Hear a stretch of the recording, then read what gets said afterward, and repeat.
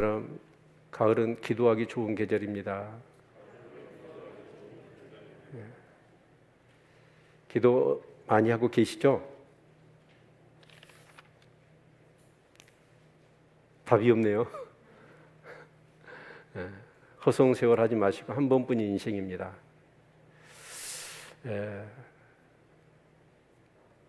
저는 이렇게 지금 다윗의 이렇게 삶을 묵상하면서 얼마나 고맙고 감사한지 모르겠어요. 예수님이니까 그렇게 살았지만 다윗은 우리가 똑같은 사람이잖아요. 근데 그 다윗의 삶을 보면 머리가 숙여져요. 와, 어떻게 저렇게 살 수 있을까? 어떻게 저렇게 생각하고 행동할까? 그러면서 다윗을 닮고 싶어지는 거예요. 예, 우리 사도행전 13장 22절의 말씀처럼 하나님께서 다윗을 만나니까 그 다윗의 마음이 내 마음이 합하다. 다윗의 마음이 하나님 마음과 똑같았어요. 그래서 하나님은 다윗에게 은혜를 베푸시고 복을 주시죠. 그 복은요, 그냥 우연히 주어지는 게 아니고 아무에게나 가지 않습니다. 칼럼에 있는 것처럼 구비가 된 사람, 준비된 사람에게 은혜가 가고 복이 가더라고요. 정말 인생을 덧없이 살지 마시고 늘 하나님, 우리가 오늘 또 찬양하면서 그렇게 그 고백하지 않았습니까? 주를 경외함으로 그렇게 살아가시는 우리 성도님들 되시기를 주의 이름으로 축원을 드립니다. 사람이 어떤 사람인지는 평상시는 잘 모르겠더라고요. 다 포장을 하고 있으니까. 자기를 숨기고 살잖아요. 그런데 언제 그 사람을 제대로 알게 되냐면 이기가 생겼을 때, 삶의 이기가 찾아왔을 때 여유가 없어요. 포장할 여유가. 그래서 그 마음에 있는 진면목이 확 드러나 버리는 것이죠. 또 하나가 있습니다.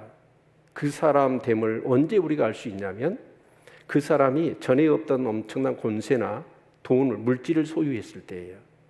사람이 확 바뀝니다. 그렇게 겸손하며 살았던 삶인 것 같은데 갑자기 뭐 이렇게 하나 감투를 쓰거나 돈이 갑자기 많아지거나 그러면 사람이 확 바뀌어요. 사람을 무시하고 굉장히 교만해지는 그런 모습을 종종 봅니다. 근데 믿음도 마찬가지더라고요. 저 사람 믿음이 있느냐 없느냐 언제 알 수 있냐? 평상시는 몰라요. 나도 몰라요. 그런데 언제 하냐면 딱 이기가 생기잖아요. 그러면 어쩌냐? 내 마음 중심에 의지한 것, 돈이나 사람이나 세상을 의지한 사람은 이렇게 평상시에는 하나님을 잘 섬기는 것 같아요. 그런데 그런 상황이 되어지면 어쩌냐면 하나님 버리고 세상하고 돈 찾아가고 사람 찾아다녀요. 그런데 또 하나 있는데 그게 뭐냐면 엄청난 어떤 모든 것이 다 이루어져서 굉장히 많은 물질과 그런 어떤 힘을 소유했을 때 여러분 그럴 때도 끝까지 하나님을 이 애절한 마음으로 정말 일상처럼 하나님을 섬길 수 있느냐? 그런데 대개가 그런 엄청난 그런 권력과 물질이 생기잖아요. 자, 그러면 그런 사람들은 어쩌냐? 하나님 버려버리더라. 점점 하나님과 멀어지더라고. 나는 어떤 것 같아요? 지금은 모른다니까요. 근데 그런 상황이 딱 접하게 되어졌을 때 진면목이 드러나는 거예요. 그런데 다윗은 어쩌냐면 다윗은 정말 하나님의 축복이 많아지고 이룰 것이 더 이상 없을 것 같은데 다윗은 어쩌냐 더 하나님에 대해서 목말라 하더라고요. 그래서 참 이 다윗의 삶의 경의를 표하고 다윗처럼 나도 살아야지라고 하는 소망이 생기는 것 같아요. 우리가 사무엘하 보면 다윗이 왕이 되잖아요. 유다의 왕이 됐다가 통일 왕국의 이제 왕이 됩니다. 그러면 이제 다윗은 어떻게 보면 그것이 목적이었다면 왕이 됐으니까 뭘 할까요? 야, 이제 호사를 누리면 되잖아요. 그런데 다윗이 왕이 돼서 제일 먼저 한 일이 뭘까요? 왕이 돼서 제일 먼저 했던 일을 보면 그가 정말 갈망하고 추구하는 것이 무엇이었는지를 알 수 있습니다. 뭐랬죠? 6장에 보니까 법궤를 모셔오더라고요. 이 법궤는 아마 엘리 대제사장 때죠. 사무엘 이전에 블레셋과 싸우다가 1차 지니까 우리가 하나님을 앞세워야지. 그리고 법궤를 앞세워서 블레셋과 싸우다가 법궤를 빼앗겨 버렸잖아요. 그래서 블레셋 사람들이 다곤 신단에다 놨더니 다곤의 신들이 다 엎어지고 팔목이 다 부러져 버려요. 그래서 도저히 안 되겠다. 그래서 법궤를 이스라엘 땅으로 다시 돌려버리잖아요. 그렇게 해서 이런 베세메 사람들이 법궤를 열었다가 막 사람이 죽고, 그러니까 막 무서워서 사람들이 법궤를 방치해 있는데 기란 여아림에만 20년입니다. 그런데 다윗이 딱 왕이 됐는데 법궤를 모시고 오는 거예요. 여러분, 다윗이 법궤를 모시고 왔던 이유가 어디에 있을까요? 복 받으려고요? 여러분, 그게 아니에요. 다윗은요, 자기가 왕이 됐습니다. 그럼에도 불구하고 나는 왕이 아닙니다. 이 나라의 왕은 하나님이셔야 됩니다. 하나님이 다스려 주십시오 라고 하는 그런 신앙으로 법궤를 모시고 왔어요. 그걸 우리는 어디서 확인해 볼 수 있냐면 우리 시편 24편 같이 한번 읽어보겠습니다. 시편 24편 7절로 10절 같이 우리 이거 찬양으로도 만들어져 있는 성경 구절 아닙니까? 같이 큰 소리로 한번 읽어보죠. 시작. 문들아 너희 머리를 들지어다. 영원한 문들아 들릴지어다. 영광의 왕이 들어가시리로다. 영광의 왕이 니시뇨 강하고 능한 여호와시요 전쟁에 능한 여호와시로다. 문들아 너희 머리를 들지어다. 영원한 문들아 들릴지어다. 영광의 왕이 들어가시리로다. 영광의 왕이 니시뇨 만군의 여호와께서 곧 영광의 왕이시로다. 아멘. 법궤를 이제 그 만들어 놓은 장막 안에 모셔드리면서 불렀던 찬양입니다. 그러니까 다윗은 뭐냐면 이제 왕이 됐어요. 하나님의 은혜로 왕이 됐어요. 그랬으면 어떨까요? 이제 내가 왕이야 라고 해야 되지 않습니까? 그런데 다윗은 어쩌냐면 나는 절대 왕이 아닙니다. 하나님이 왕이십니다. 그런데 이것을 자기의 신앙 고백을 할 뿐만 아니라 이스라엘 백성들 전체에게 이 사실을 공포한 겁니다. 그래서 이 찬양을 지어서 노래를 지어 부르게 한 거예요. 진짜 왕이 누구예요? 하나님이시죠. 저와 여러분의 왕은 누구십니까? 하나님이십니까? 그렇다면 하나님이 명령하면 여러분 어떻게 하셔야 돼요? 따라야 되겠죠. 따르세요, 안 따르세요? 왕이라고 해놓고 내 마음대로 살지 않습니까? 그런데 다윗은 어쩌냐? 진심이었어요, 이게. 그래서 다윗이 뭐냐? 다윗의 장막에 법궤를 모셔드리고 이제 역대상 16장, 역대상 23, 24, 25, 26장을 읽어보십시오. 어디라고요? 또 이걸 기억 못하는데 집에 가서 어떻게 읽어? 지금 설교를 허투루만 듣는 것이죠. 이 성경 구절을 왜 적어주겠습니까? 설교를 하기 위한 것이 아니라 여러분이 이것을 기억했다가 집에 가서 다시 이 설교를 복기를 하셔야 돼. 그리고 그 성경 구절만 읽는 게 아니라 그 전후 문맥을 살펴보시면 여러분의 성경적인 지식과 오늘 주신 은혜가 더 깊어집니다. 아멘. 그래서 이 다윗이 이제 그 법궤를 모시고 와서 찬양단을 조직해요. 그래서 아삽 이렇게 여도둔 이렇게 해가지고 그 성가대장을 세워가지고 288명의 성가대를 만들어서 24시간, 그래서 다윗의 장막이라는 사역이 전 세계적으로 퍼지게 되잖아요. 그렇게 막 찬양을 하고 하나님께 영광을 돌렸더니 여러분 어떤 일이 일어났습니까? 하나님의 임재와 영광이 얼마나 강력하게 임하든지 그것을 하나님 편에서는 어떻게 받으셨느냐? 우리 성경을 한번 볼까요? 사도행전 15장 16절 같이 한번 읽게요. 크게 읽으셔야 돼요. 정확하게 정신 차리시고 시작. 이후에 내가 돌아와서 다윗의 무너진 장막을 다시 지으며 또 그 퇴락한 것을 다시 지어 일으키리니 여러분, 이 사도행전을 어디를 인용했냐면, 물론 이 사도행전 시대에 다윗의 장막이 회복되기를 원하는 그런 마음이었지만, 사실은 아모스 시대 때, 아모스 9장 11절 12절 같이 한번 읽기요. 네. 시작. 그날에 내가 다윗에 무너진 천막을 일으키고 그들을 막으며 그 퇴락한 것을 일으켜서 옛적과 같이 세우고 저희로 에돔의 남은 자와 내 이름으로 일컫는 만국을 기업으로 얻게 하리라. 이는 이를 행하시는 여호와의 말씀이니라. 여러분, 하나님이 다시 세우고 싶은 장막이 뭐라고요? 아니, 모시한테 이런 성막을 세워라 라고 해서 그 성막을 세웠을 때 하나님의 영광이 얼마나 충만했습니까? 그런데 하나님의 가슴 속에 있었던 그 성막을 모세가 지었잖아요. 그 성막을 다시 재건하고 싶은 게 아니래요. 아니, 솔로몬 시대에 지었던 그 화려하고 웅장한 그 성전을 다시 세운다는 얘기가 아니에요. 뭐예요? 초라한, 그냥 밖에 모셔드리기 위해서 텐트 쳐놨던 그 다윗의 장막을 재건하고 싶다. 왜 그럴까요? 다윗이 왕이 됐습니다. 왕이 됐는데 더 이상 여러분 바랄 것이 없잖아요. 그런데 다윗은 뭐냐? 모든 것이 이루어졌어요. 그런데 다윗은요, 그것이 중요하지 않아. 자기에게 오직 바라는 거 한 가지가 있었어요. 그게 뭐예요? 하나님이 왕 되시는 거예요. 그래서 하나님이 왕이셔야 됩니다. 이 백성들이 이 나라에 하나님이 왕이셔야 됩니다 라는 고백을 가지고 찬양을 드릴 때, 하나님의 임재가 충만했다는 뜻은 뭘까요? 하나님의 영광으로 충만했다는 뜻은 뭘까요? 하나님이 그 예배를 그렇게 기뻐 받으신 거예요. 그래서 하나님은 어쩌냐면 나중에 이런 예배가 사라져서 하나님은 다시 한번 하나님의 백성들과 그 예배를 다시 한번 드리고 싶다는 얘기 아닙니까? 여러분은 어떠세요? 예배가 하나님 앞에 찬양할 때 찬양이 어떠신가요?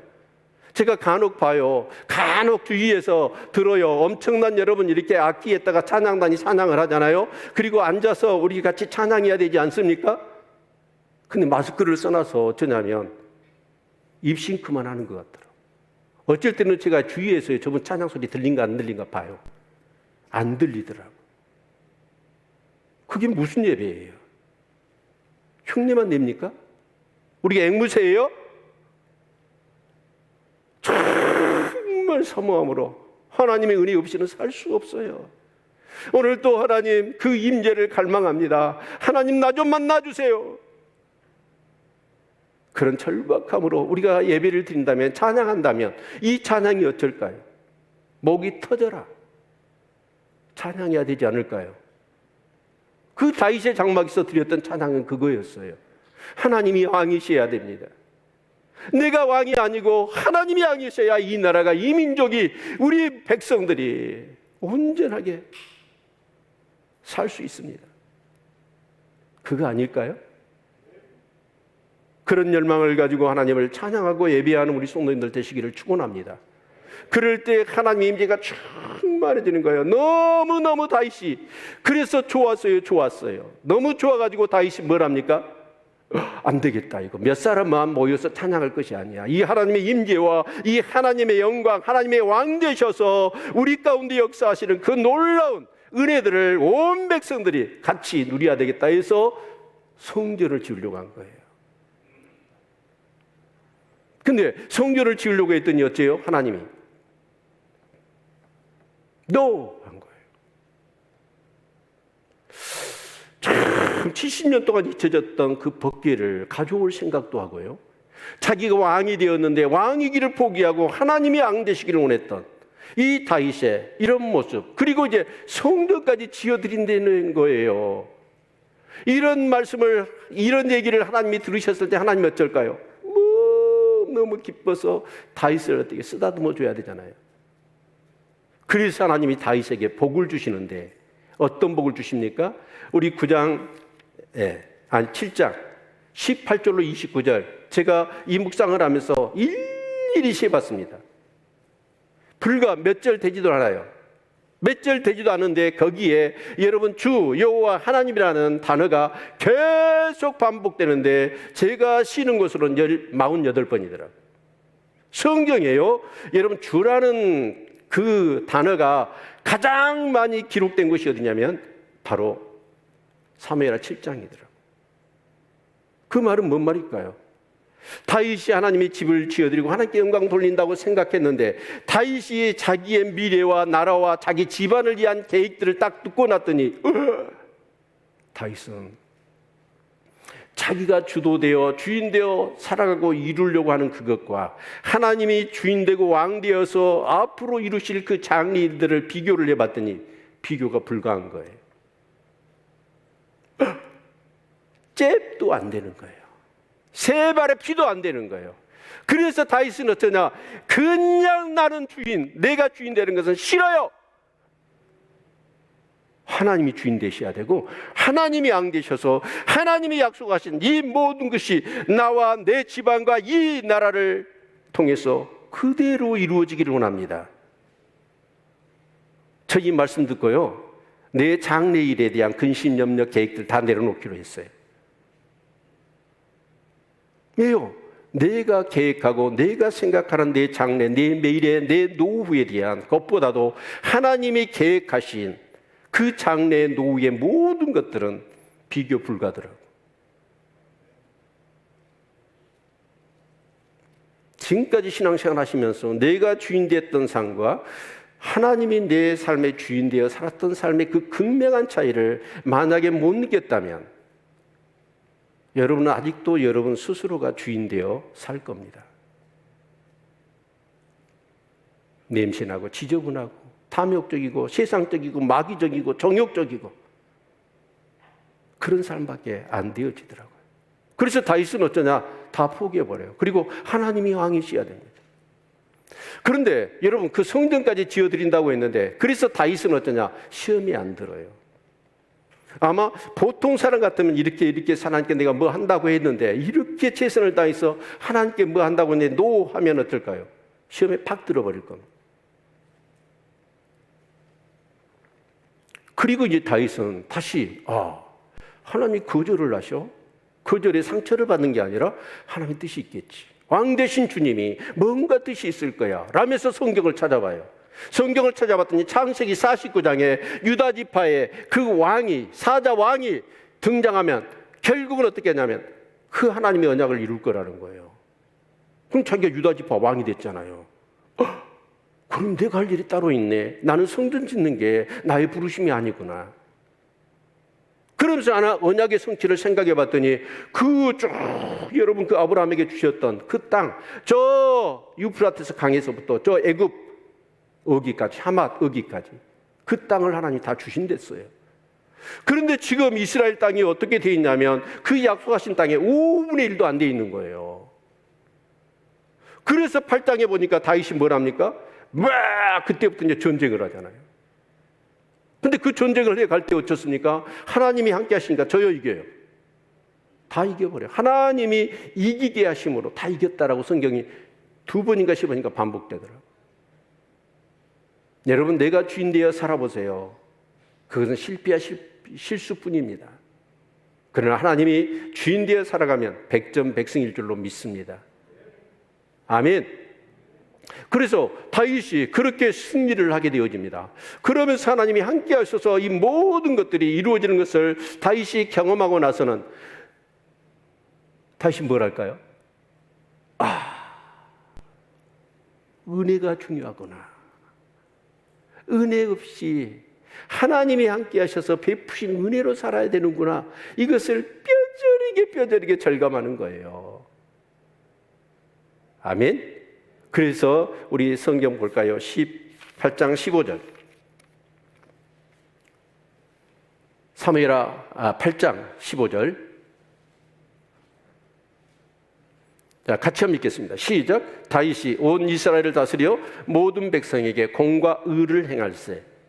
여러분 이제 다윗이 전쟁에 승리하고 왕이 되고 다 이렇게 태평성대예요. 그러면 다윗이 뭘 하냐면 그 나라를 다스리는데 어떻게 다스려요? 나는 왕이 아니에요. 하나님이 왕이에요. 나는 대리 통치자예요. 그래서 어떻게 하냐면 공과 의라는 게 뭐예요? 공의와 정의를 따라 나라를 다스린 거예요. 여러분, 우리나라 지도자들이 정말 공과 공의와 정의에 따라서 나라를 다스릴 수 있도록 기도할 수 있기를 바랍니다. 너무 가슴 아파요. 정치인들은요, 공의와 정의가 목적이 아니더라고요. 어떻게든 여론을 호도해서라도 자기의 어떤 그런 주도권과 여러분 그 여론을 장악하면서 뭔가 여러분 정권을 잡는 것이 목적입니다. 그래서 그 사람들이 정말 하는 것들을 보면 법으로 하지 않고 그 법이 뭐예요? 공의와 정의 아닙니까? 그것이 얼마나 쭉쭉 늘어나고 어쩔 때는 너무나 작아지고 법을 마음대로 주물러 버리더라고요. 그러니까 힘든 거예요. 얼마나 억울한 사람들이 많아요. 그런데 다윗은 뭐냐? 자기가 왕이 아니에요.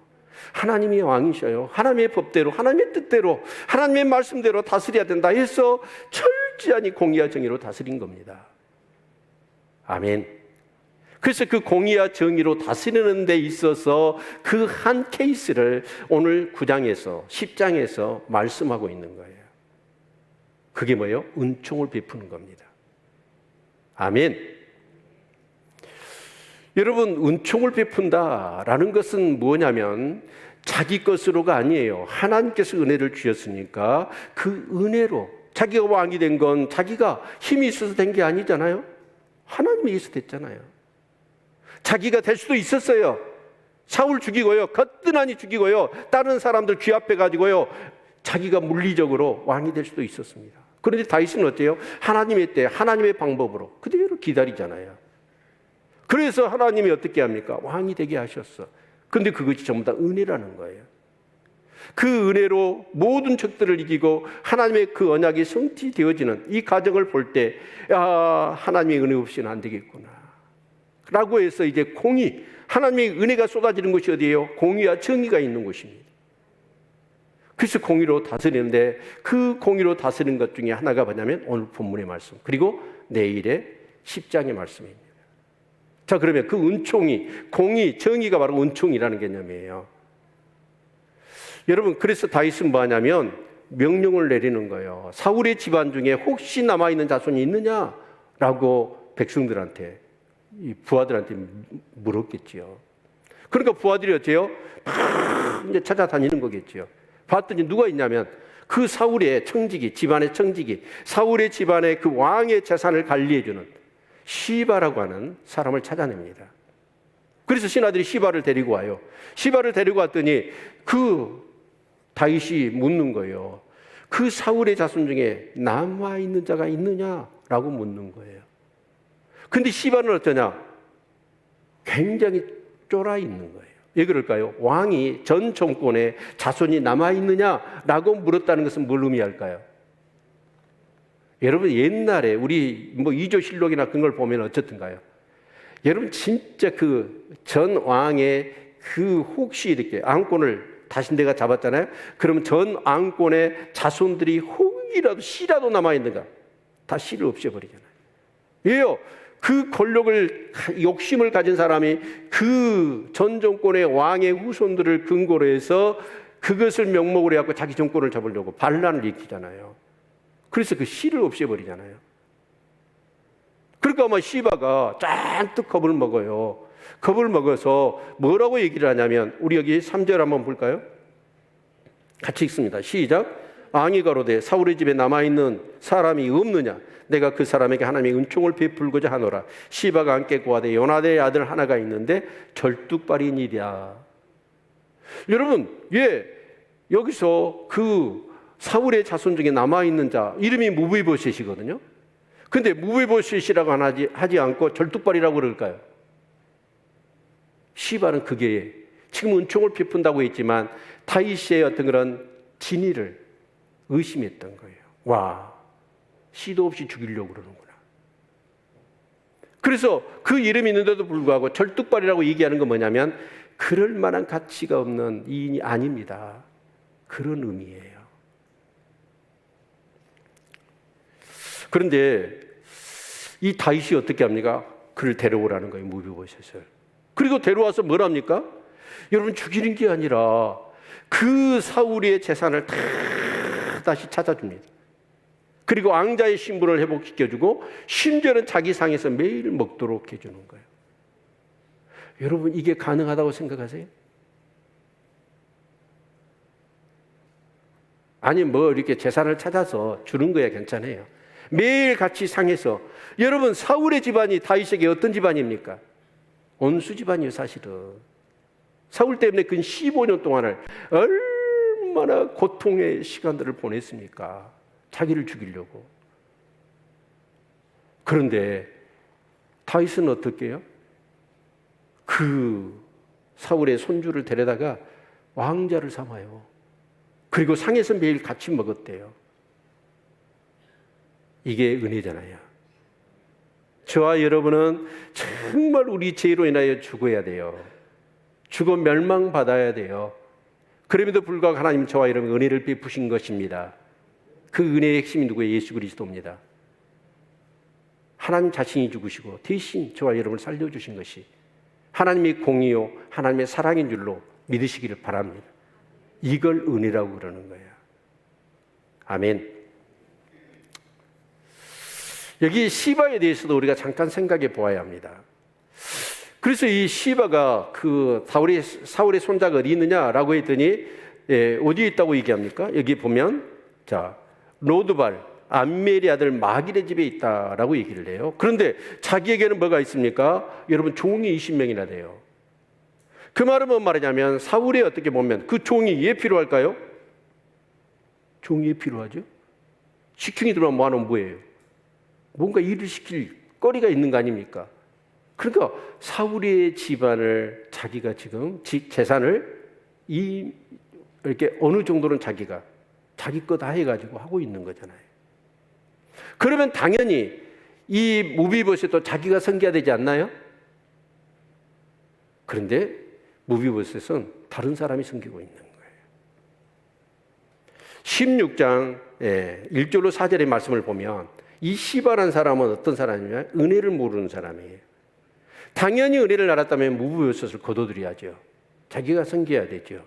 그리고 이제 사울이 그 재산을 줬잖아요. 다윗이 압살롬의 난을 피해서 이제 도망갔다가 다시 돌아오니까 이 무비보셋이 걱정되는 거예요. 그래서 무비보셋이 어디 있냐라고 했더니 16장 이 사무엘하 16장인가요? 1절로 4절 3절만 읽어보죠. 3절 같이 읽습니다. 시작. 왕이 가로되 내 주인의 아들이 어디 있느뇨? 시바가 왕께 고하되 예루살렘에 있는데 저가 말하기를 이스라엘 족속이 오늘 내 아비의 나라를 내게 돌리리라나이다. 지금 뭔 얘기예요? 모함을 하고 있는 거예요. 지금 그 무비보셋이 말하기를 이스라엘 백성들이 전부 다 지금 나라를 어떻게? 누구 나라로? 다윗의 나라를 자기 아버지 사울의 나라로 돌리려고 하고 있다라는 거예요. 실제로 이랬을까요? 아니에요. 무비보셋은 어떤 사람이냐면 좀 이따가 공개하겠습니다. 궁금하지요? 네, 좀 참으세요. 그런데 여러분, 정말 시바는 은혜를 모르고 자기 욕심을 순간적으로 아마 이렇게 모함한 저희는 뭘까요? 자기 주인을 아마 사울의 재산을 무비보셋이 줬는데 이렇게 모함을 걸어서 그 재산을 욕심내는 거 아닐까요? 충분히 그러고 남는 사람입니다. 여러분, 절대로 은혜를 모르는 사람이 되지 않기를 축원합니다. 아멘. 은혜가 얼마나 소중한지 몰라요. 자, 그런데 이제 이 무비보셋이 이제 사울이 그렇게 다윗이 자기에게 그렇게 한다는 얘기를 듣고 이 무비보셋이 하는 얘기가 뭐냐면 우리 같이 한번 볼까요? 8절 같이 한번 읽습니다. 8절 시작. 저가 저라에 가로되 이 종이 무엇이간데 왕께서 죽은 개 같은 나를 돌아보시나이까. 여기 죽은 개 같은 나를 돌아본다고 그래요. 여러분, 이스라엘 백성한테 개는 뭘까요? 부정한 짐승입니다. 근데 부정한 짐승이 죽어버렸어요. 그러면 어쩌죠? 살았으면 집이라도 좀 지켜주지. 근데 죽었으니까, 부정한 것이 죽었으니까 얼마나 끔찍한 겁니까 이게. 그 자기를 완전히 낮추는 겁니다. 무비보셋이. 그러니까 다윗이 베푼 은혜를 은혜로 받아들이는 거예요. 아멘. 은혜를 은혜로 받아들일 수 있기를 축원합니다. 근데 내일 말씀을 보면 그 암몬 왕 나하스의 아들이에게 동일하게 다윗이 은총을 베푸거든요. 근데 그 은총을 의심해 버리더라고요. 그러면서 용봉들, 아랍의 용병들을 모집해 가지고 다윗과 전쟁을 일으켜 버리더라고요. 은총으로 받아들이지 못하지요. 근데 이 무비보셋은 은총으로 받아들인 거예요. 그런데 사실 우리가 생각해 보면 이 무비보셋은 할 얘기가 있습니다. 어떤 얘기를 할 수 있을까요? 우리 사무엘하 4장 4절 같이 한번 읽어보죠. 같이 읽습니다. 시작. 사울이 아들 요나단에게 절뚝발이 아들 하나가 있으니 이름은 무비보셋이라. 전에 사울과 요나단의 죽은 소식이 이스라엘에서 올 때에 그 나이 5살이었는데 그 유모가 안고 도망. 그러니까 그 이제 아버지 요나단이 그리고 할아버지 사울이 죽었어요. 그러면서 이제 어떻게 되냐면 이제 이기가 온 거죠. 그런데 결국 사울이 죽고 요나단이 죽게 되어지면서 자기가 이제 급하게 도망가다가 유모가 5살 때 나이를 떨어뜨린 거예요. 그리고 2발이 다 장애가 되어버렸어요. 자, 그 무비보셋의 다윗은 어떤 사람일까요? 다윗만 없었으면 사울이 요나단에게, 요나단이 자기에게 왕권이 오게 돼 있어요. 생각하기 나름이지만.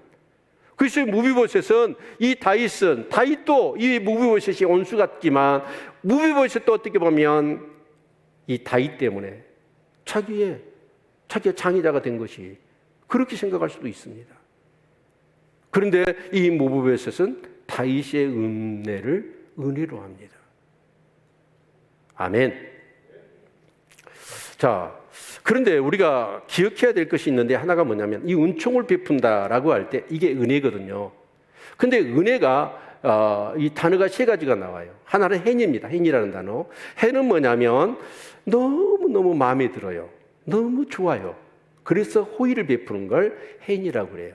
이것은 요셉이 보디발의 집에 갔잖아요. 노예로 들어갔는데 이 노예놈이 하는 일이 제법 정말 마음에 쏙쏙 드는 거예요. 보디발이 보니까. 뭔가 했으면 수익을 막 남기고 막 복이 굴러오는 거예요.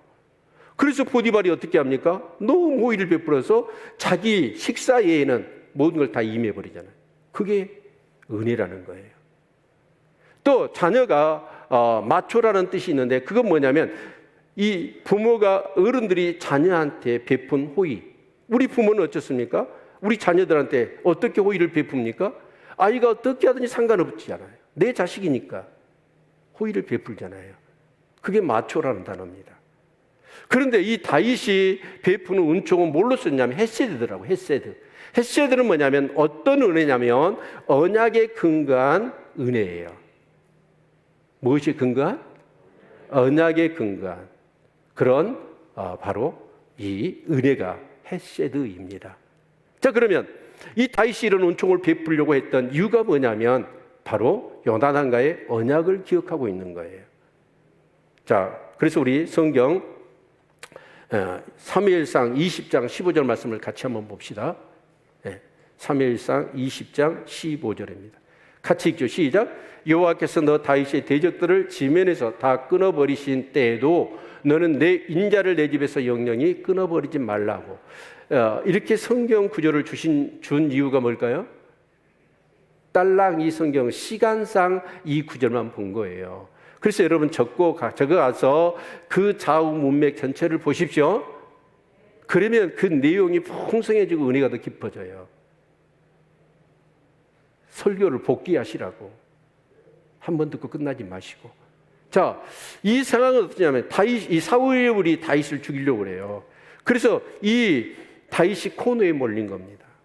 그런데 그 아들 요나단이 어떻게 하냐면 그 이기 상황 가운데서 다윗에게 가지고 내가 내 아버지 다윗으로부터 네 목숨을 구해줄게. 대신에 네가 네 대적들을 다 이 땅에서 끊어버린 다음에 내 집안에 대한 인자를 기억해라. 그러니까 다윗하고 요나단이 약속을 한 거예요. 근데 여러분, 요나단이 어떤 사람이에요? 사울의 뒤를 이어 왕이 될 사람인데 자기 정적이 다윗이잖아요. 그러면 다윗만 죽으면 자기가 왕이 되는 거예요. 근데 요나단은 어떤 사람이에요? 하나님의 언약을 기억해요. 바로 아버지 사울 다음에 왕이 될 사람이 내가 아니라 나여야 하는데 다윗이라는 거예요. 다윗이 왕이라는 이 얘기를 듣고 요나단이 갈등이 없었겠어요. 그런데 요나단은 하나님의 말씀이라면 내가 왕이 되는 것보다도 다윗이 왕이 되는 게 맞아. 그렇게 하나님의 그 언약을 붙잡고 자기 왕을 포기하고 그 다윗을 살려주는 사람이 요나단이거든요. 이 믿음이 있기를 축원합니다. 우리는 하나님의 뜻이 분명한 줄 알아요. 그런데 우리는 어쩌냐면 내가 왕 돼야 돼. 그래서 문제가 있는 거예요. 그런데 요나단은 어떠냐? 하나님의 언약이 그렇게 되어졌다면 하나님 뜻대로 돼야 된다는 거예요. 그래서 다윗을 살려줍니다. 그리고 언약을 맺은 거예요. 그래서 다윗도 어쩌냐면 자기가 왕이 됐어요. 이제 모든 것들 다 근심할 일이 하나도 없습니다. 사람이 화장실 가기 전과 갔다 온 다음에는 어떻게 싹 바뀌잖아요. 근데 다윗은 안 그래요. 은혜를 아는 사람이니까.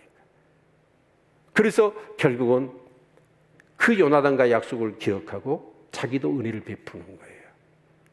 그게 바로 무비보셋에게 베푼 은혜입니다. 아멘. 여러분, 정말 우리 신앙생활 하는 데 있어서 그리고 우리가 이 땅을 살아가는 데 있어서 정말 중요한 게 은혜입니다. 은혜 없이는 우리가 살아갈 수 없습니다. 왜냐하면 지금까지 살아온 것도 은혜였거든요. 내가 예수를 믿게 된 것도 은혜이죠. 믿으십니까? 아멘 소리가 어떻게 적은 거 보니까 은혜가 아닌 거야. 하나님께 좀 솔찬히 좀 불만이 있는 것 같네. 근데 어떻게 하나님 나한테 이렇게 복을 안 주시고 은혜를 안 주실까? 이런 생각이 여러분 안에 가득한 것 같아요. 우리 한번 생각해 봅시다. 지금 우리나라가 누리고 있는 이 물질과 그런 경제적인 모든 것들이 우리가 누릴 만한 자격이 있어서 누리는 건가요? 내가 볼 때는 전혀 아닙니다. 외국도 놀랜다고 그러잖아요. 불과 여러분 몇 년, 70년 전? 지금 22년이니까 70년 전만 해도 6.25 그 이후로 어떻게 살았어요? 우리가 거지같이 살았어요. 근데 70년 만에 이런 엄청난 세계 경제 교역에 여러분 몇 8위 9위 그러잖아요. 어마어마한 돈이 많아졌어요. 근데 이게 우리가 잘해서일까요? 하나님의 은혜입니다. 제가 한 번은요 이렇게 차를 타고 가는데 앞에 진짜 고급차 그 뭐죠? 하여튼 8억인가 하더만 차를 타고 색깔도 막 보라색에 하얀색에 롤스로이스 인자 생각나네. 그 차가 가는 거예요. 와, 차가 멋있더라고요. 그런데요 담배꽁초가 탁 튕기더라고. 그 운전수가 속에서 뭐가 나오면 욕이 나오더라. 저놈의 자식은 저런 고급차 탈 자격이 없는 놈이야. 여러분 진짜 은혜인 줄을 몰라요. 자기 힘으로 내가 이렇게 한다는 거예요. 그러면서 여러분 담배꽁초를 틱 튕겨요. 정말 우리는 은혜란 개념을 잊어버려요. 내 힘으로 했다고 생각하니까 교만해지고 깝죽대고 남 무시하고 우리 그렇게 살잖아요. 그 미국에 한 세기에 한번 나올까 말까 하는 가수가 있었습니다. 그게 마리아 앤더슨입니다. 여러분 유튜브에 마리아 앤더슨을 쳐보십시오.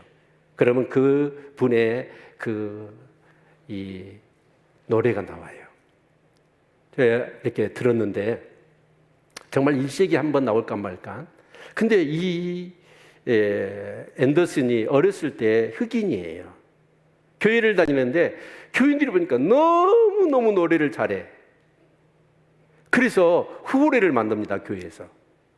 그래가지고 이 애를 키우자. 그래가지고 이 마리아 앤더슨이 어쩌냐면 그래서 승승장구해요. 그래가지고 유명하게 됐어. 그래서 어떻게 하냐면 이 메트로폴리탄 그 무대에 들어서게 되죠. 독창회를 하는 거예요. 근데 그 당시는 흑백 갈등이 너무 첨예하게 대립돼가지고 그 독창회를 하고 났더니 사람들이 혹평이 쏟아지는 거예요. 저게 엘톤지 음력이 소프라노인지 이해가 안 된다 라고 하면서 온갖 그런 비난을 하면서 나중에 이제 발표회를 하기로 했던 그 무대들을 다 취소를 해버리는 거예요. 혹평이 쏟아지니까. 그런데 그게 노래를 못해서가 아니라 인종 갈등 때문에 그렇게 막 그 앤더슨을 찍어 눌렀던 거예요. 그러니까 이런 상황에 대하니까 앤더슨이 어쩌냐면 낙심해가지고 노래를 할 수가 없다는 거예요. 그러자 그 어머니가 권면을 합니다. 야, 너 왜 칭찬만 들으려고 그래? 그리고 이디함이 있기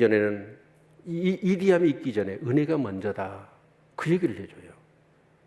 그러니까 네가 노래를 잘하는 그런 유명한 사람이 되기 이전에 네가 알아야 될 것이 하나가 있는데 그게 은혜라는 거야. 너 어떻게 시작했어? 너 가난했잖아. 그런데 교인들이 헌금하고 그렇게 돈을 모아서 지금까지 왔고 그래도 메트로폴리탄 거기 무대에 서서 노래도 할 수 있는 상황이 되지 않았느냐? 그게 은혜 아니냐? 이게 은혜인 줄을 모르고 너희도 낙심해 있는 거예요. 가만 생각해 봤더니 이 마리아 앤더슨이 어째요? 은혜더라는 거예요. 그래서 다시 노래를 했다잖아요. 얼마나 유명했냐면 이 앤더슨이 한번 이렇게 노래 그 도시에 오잖아요. 그러면 거기에 참여 안 하면 사람들이 막 살 소망이 안 생겨버릴 정도로. 그 정도로 노래를 잘했답니다. 여러분 정말 중요한 게 뭐냐면 은혜거든요. 아멘? 여러분 우리 부부관계도 우리 한번 생각해 봅시다. 여러분 내 남편 내 아내 만난 게 은혜예요? 자, 지금 내 남편 내 아내 생각하면서 적자 계산하세요? 흑자 계산하세요?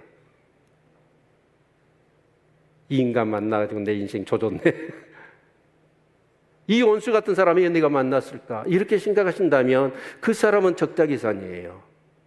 그런데 와, 이런 사람을 나한테 배우자를 주신 하나님 은혜입니다. 어떤 분이 그럽니다. 선생님 요즘 잘 지내세요? 그러니까 이분은 항상 하는 얘기가 뭐냐면 내 처 때문에 잘 사네 그러는 거예요. 아니 한 번도 아니고 맨날 만나서 잘 사십니까? 잘 지내십니까? 그러니까 내 아내 때문에 잘 살아 그러는 거예요. 그래서 제자가 물었답니다. 선생님 그게 무슨 뜻이에요? 근데 이분이 그러는 거예요. 자기는 한번 성질이 났다 하면 다 엎어버린대요. 이성을 잃어버린대요. 그런데 그렇게 막 집안에 가서 난장판을 치는데도 불구하고 아내는 어쩌냐면 한 번도 그런 것을 대꾸하거나 그러지 않고 다 받아주고 그 정리를 다 한대요. 그게 충격이 돼야겠고 나중에 몇 번 하고 나서는 진짜 내 아내가 이저럴까? 가만 생각해 봤더니 내 아내가 너무너무 소중한 거예요. 그래서 이제 화가 나고 막 힘들어도 어쩌냐면 막 폭발할 것 같은데 아내 얼굴을 딱 보면 어쩌냐면 마음의 평안이 확 가버린대요. 자기 꼬라지는 그렇게 잘 살 수가 없답니다. 근데 내 아내 때문에 내가 이렇게 산다는 거예요. 그래서 은혜라는 거예요. 어떠세요? 여러분 남편과 아내 만난 게 은혜입니까? 지금 분명히 대답을 안 하는 거 보니까 적자기산하는 거예요. 지금 인간 만난 나 지금 무지막지하게 지금 손해보고 있거든. 여러분 하나님은 지혜로우신 분이에요. 좋으신 분이에요. 그래서 내 아내 내 남편 어째요? 나에게 주신 게 은혜입니다. 믿으십니까? 네. 다윗은 그래요. 모든 것이 은혜예요. 은혜였기 때문에 그 은혜를 더 소중하게 간직하고 싶은 거예요. 그래서 자기 임의대로 주인 되어 왕 되어 마음대로 살고 싶지 않은 거예요. 하나님의 뜻대로 살고 싶은 거고 더 은혜 안에 거하고 싶은 거예요. 그래서 어떻게 하냐면 또 은혜를 베푸는 겁니다. 아멘. 여러분, 사람이 그렇습니다. 모든 것이 은혜인 줄을 알면요, 참 문제가 이렇게 꼬이고 문제가 심각해질 때 내 잘못이에요, 사과 한마디 하면 다 흘러갈 문제입니다. 그런데 어떤 사람은 절대로 고기 숙이는 거 하지 않아요. 그 랍비 발셈도프라고 하는 유명한 랍비가 있습니다. 근데 이 랍비가 제자들을 모아놓고 이런 얘기를 하는 거예요. 진리는 이 길바닥에 있는 자갈과 같이 많다. 그런 얘기를 하는 거예요. 그러니까 제자들이 듣고, 아니 진리가 이 길바닥에 자갈처럼 많으면 주우면 되지 않습니까? 그랬더니 이 랍비가 무슨 얘기를 하냐면 그것을 엎드려서 주우려고 하지 않는다는 거예요. 허리 숙이는 거, 그거를 못한다는 거예요. 고개 한 번 숙이면 될 것인데 그 고개 한 번을 숙이지는 못해요. 그래서 인생을 망치는 사람들이 얼마나 많이 있습니까? 그게 왜 그럴까요? 은혜가 없으니까. 성경은 말씀합니다. 우리 빌립보서 2장 5절로 9절 한번 볼까요? 같이 한번 읽겠습니다. 시작. 너희 안에 이 마음을 품으라 곧 그리스도 예수의 마음이. 여기서 참 중요한 게 뭐냐면 이 마음을 품으라 그리스도의 마음이에요. 다윗의 마음, 사도행전 13장 22절에 보니까 내 마음이 아파더라. 다윗을 만났더니. 그러니까 다윗의 마음이 누구의 마음과 똑같아요? 하나님의 마음과 똑같은 거예요. 그러면 그리스도의 마음을 품고 그리스도는 어떤 삶을 사셨을까요? 자, 6절. 그는 근본 하나님의 본체시나 하나님과 동등됨을 취할 것으로 여기지 아니하시고,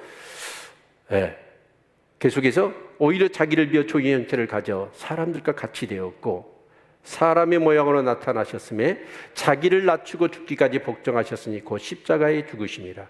여기서 고기 한번 숙이는 거, 그 진리를 죽기 위해서 허리 엎드리는 거, 이게 뭐냐면 자기를 낮추고 죽는 거예요.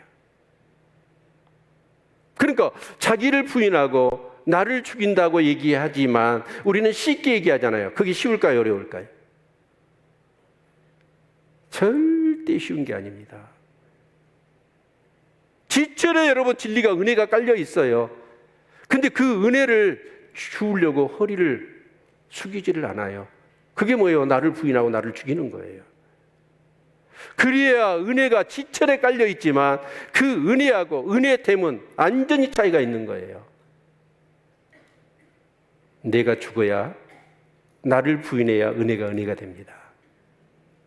그런데 교회를 다니면서도 어때요? 내가 이만큼 뭐 한다, 내가 이만큼 한다, 다윗도 성전 지어드릴게요, 법궤 모셔올게요, 내가 이만큼 했습니다. 근데 하나님 말씀 들어봤더니 내가 하나님 앞에 한 것은요, 하나님 내게 하실 일과 앞으로 하실 일에 비교해 보면 아무것도 아닌 거예요.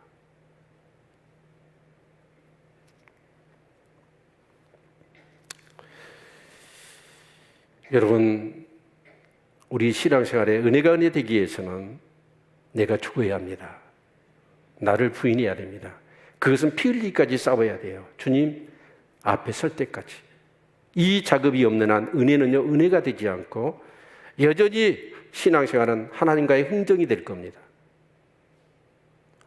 어제 제 고등학교 동창들이 작년에 사실은 하기로 했거든요. 40주년. 올해 이제 코로나 끝나고 올해, 그래서 어제, 오늘, 내일 동창회를 2박 3일을 해요. 전국에서 왔더라고요. 한 200명 정도가. 그래서 호텔 하나를 통째로 빌렸어요. 그래가지고 이제 거기서 하는데 제가 3학년 9반인데 3학년 9반 써졌더라고. 그래서 갔더니 그 친구들이 40년, 내 머릿속에는 제가 목회하느라고 친구들하고 교제 끊어버렸거든요. 그러니까 그 친구들은 뭐냐면 40년 전에 교복 입었던 모습만 생각나요. 타임머신을 타고 40년 뒤로 온 거예요, 제가. 그러니까 참 고등학교 친구들은 얼굴이 남아있더만.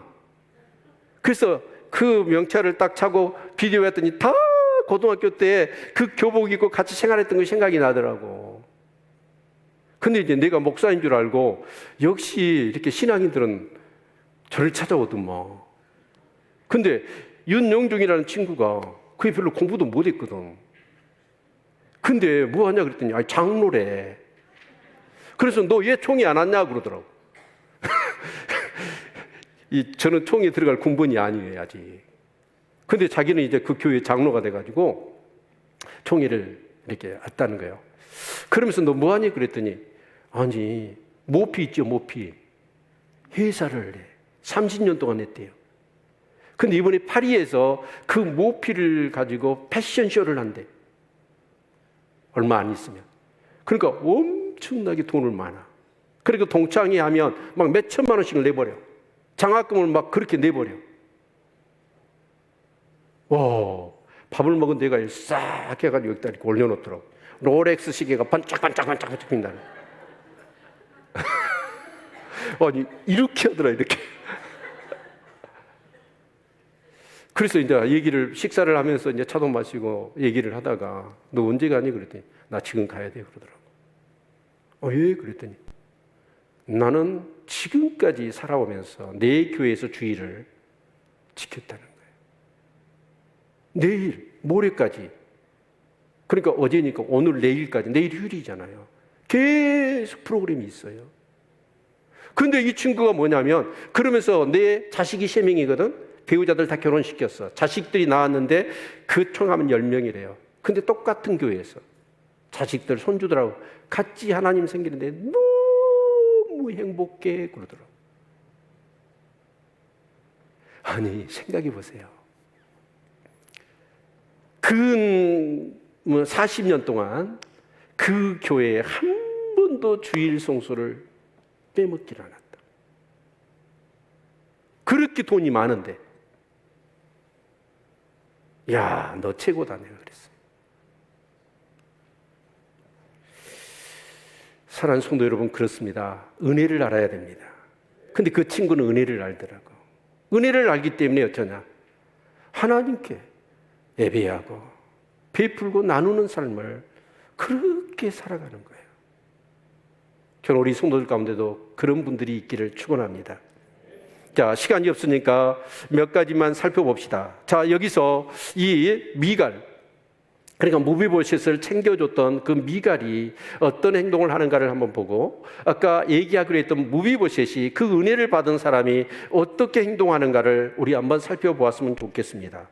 먼저 사무엘하 17장 27절로 29절을 한번 보죠. 자, 은혜를 받았어요. 다윗에게.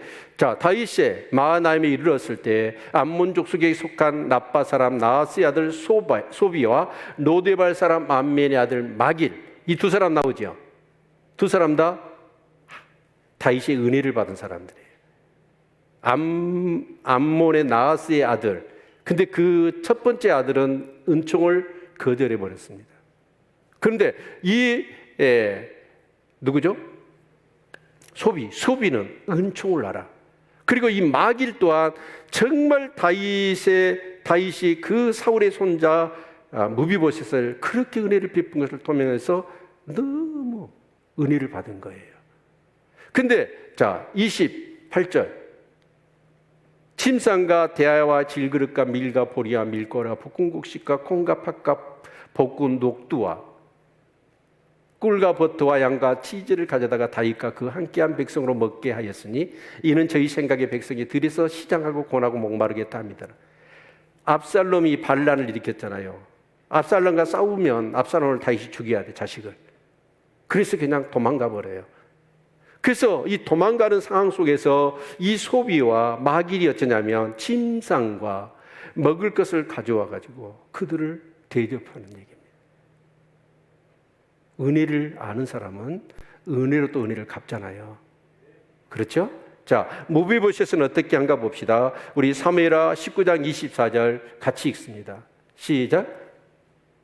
사울의 손자 무브엇이 내려와서 왕을 맞으니 저는 왕이 떠난 날부터 평안히 돌아오는 날까지 그 발을 맵시내지 아니하며 그 수염을 깎지 아니하며 옷을 빨지 아니하였더라.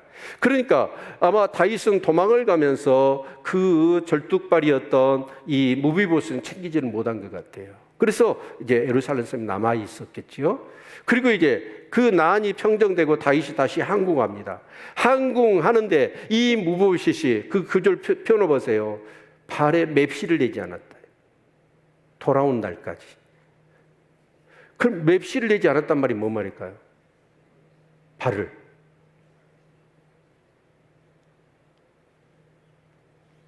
안 씻었을까요? 씻기는 씻었을 것 같아요. 근데 발에 맵시가 뭐예요? 모양을 내지 않았다는. 아마 발톱을 깎지 않았겠다. 이런 생각이 듭니다. 그리고 수염을 깎지 않았어요. 그리고 옷을 빨지 않았대요. 내게 은혜를 베푼 그 다윗의 아들이 반란을 일으켜서 쫓겨갈 때 그 마음의 심정은 얼마나 힘들겠으며 그 고통은 얼마나 힘들까. 그래서 절뚝발이니까 뭘 할 수는 없잖아요. 따라 났으면 집만 되지요. 그래서 자기는 남아서 뭐 하냐면 발을 맵시를 내지 않았고 수염도 깎지 않았고 옷도 빨지 않고 그 고난에 동참한 거예요. 이게 은혜를 아는 사람이죠. 아멘. 사랑하는 성도 여러분, 전도서 11장 1절의 말씀을 보면 주님은 이렇게 말씀하십니다. 11장 1절, 너는 내 식물을 물 위에 던지라. 여러 날 후에 도로 찾으리라. 식물을 물 위에 던져요. 왜 그럴까요? 그 물 위에 둥둥 떠다니면 아무나 특정한 사람이 아니라 모두가 다 건진 사람이 임자입니다. 그러니까 우리가 누군가를 베풀 때 우리는 어떻게 하냐면 내가 저 사람이 나한테 얼마 했고 나는 또 얼마 한다. 이런 어떤 수익 계산이 다 깔려서 여러분 베풀잖아요. 그런데 우리는 베풀 때 하나님께서 은혜를 받았습니까? 은혜를 받았으니까 우리도 어떻게 해요? 거저. 그 사람이 온수가 됐든지 이해관계가 어쨌든지 상관하지 말고 내가 할 수 있는 모든 사람들에게 다윗처럼 은혜를 베풀라는 거예요. 그럼 도로 찾을 거래요. 아멘. 사랑하는 성도 여러분, 은혜를 아는 사람은 그 은혜가 얼마나 소중한지를 알아요. 그러니까 그 은혜를 어떻게 해요? 나누는 거예요. 그런데 그 은혜를 나누면 어떻게 돼요? 은혜는 커지는 겁니다. 다윗의 얘기를 해볼까요? 다윗은 어떤 사람입니까? 여러분 나중에 사무엘하 몇 장인가요? 뒤에 보면 그 전쟁에서 얻은 금과 은을 성전 건축을 하나님 앞에 드리잖아요. 여러분 금이 10만 달란트예요. 1톤 트럭으로 340개. 그리고 은이 100만 달란트입니다. 1달란트가 34.75kg이니까 어마어마합니다. 거기에다가 구리에다가 노실 뭐 이런 것들 다 비교하면 어마어마한. 근데 그걸 뭐냐면 내 것이 아니라 하나님 것입니다. 드려버려요. 왕이 됐는데도 내가 왕입네 라고 하지 않고 하나님이 왕이 되셔야 됩니다. 그랬던 사람에게 여러분 이스라엘의 국기의 중앙이 뭐예요? 별이 있잖아요. 그 별이 누구 별이에요? 다윗의 별입니다. 아마 성경의 인물 중에서 믿는 사람이나 믿지 않는 사람에게 가장 널리 알려진 사람이 누굴까요? 다윗입니다. 창세기 12장에 보면 아브라함에게 복을 주시잖아요. 몇 가지죠? 7가지입니다. 3가지로 우리가 추리지만 첫 번째 큰 민족을 주시겠다. 그리고 내게 복을 주겠다. 그리고 내 이름을 창대케 하겠다. 그리고 너도 복이 되어라. 그리고 너를 축복하는 자에게 내가 복을 내리고 너를 저주하는 자에게 내가 저주하겠다. 그리고 6번째가 천하 만민이 너로 인하여 예수를 통하여 네 후손 중에 나타날 예수로 인하여 천하 만민이 복을 받으겠다. 그리고 7번째가 땅을 주시는 거예요. 그런데 그 7개의 복 중에서 최고의 복이 뭔지 아세요? 전부 다 내가 하겠다. I will. 하나님이 이렇게 하겠다. 이렇게 창대케 하고 복을 주겠다. 땅을 주겠다. 민족을 주겠다. 하나님이 하시겠다는 거예요. 그런데 네 번째 복이 뭔지 아세요? 너도 다른 사람에게 네가 받은 복을 줘라. 명령으로 써졌더라고. 하나님 주신 복을 다른 사람에게 나누어 줄 때 이 나머지 6개의 복이 진짜 복이 되는 거예요. 여러분, 은혜를 알고 은혜를 나누시기를 축원합니다. 하나님이 받은 은혜가 얼마나 큰데 우리는 아직도 여러분 적자 계산을 내가 신앙생활하면서 과연 이런 적자 계산을 한다면 은혜를 모르는 거지. 그런데 하나님을 통해서 내가 이런 은혜를 받았고 이 모든 것이 하나님의 은혜입니다. 그런다면 여러분 정말 내가 아낄 것이 무엇이고 내가 내세울 것이 뭐가 있습니까? 모든 것이 은혜인데 앞으로도 은혜로 사십시오. 내 힘으로 내 능력으로 살려고 하면 여러분 조금밖에 또 망칠 수도 있어요. 근데 하나님의 은혜로 살면 여러분 다윗처럼 이디야 축복의 사람이 될 줄로 믿습니다. 기도하겠습니다.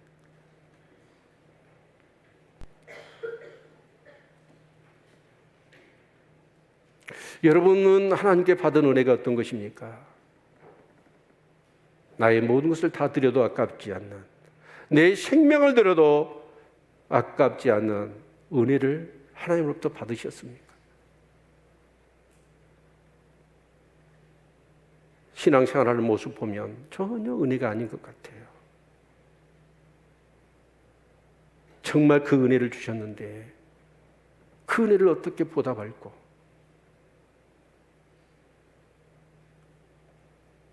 하나님,